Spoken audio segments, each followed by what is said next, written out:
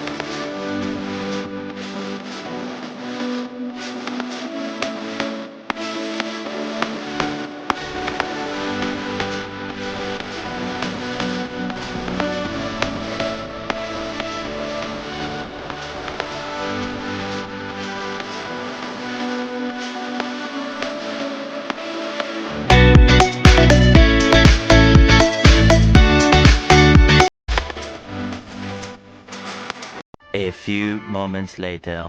Yan mga kailongga, katapos ko lang po mag-display ng aking dagdag paninda. So, ayan na po mga kailongga yung diniliver kanina. Yan na, na-display ko na po siya. So, parang hindi siya rin po yung aking tindahan. Then, dito sa ilalim, mga candies po siya. So, yan para sa mga bata. Tapos, dito, ayan, sangkap sa pagluluto. So, yan. And then, sa ilalim, alak. Yun, kasi nilagay ko doon. Kasi wala, masyadong space. So, ayan. Yan siya.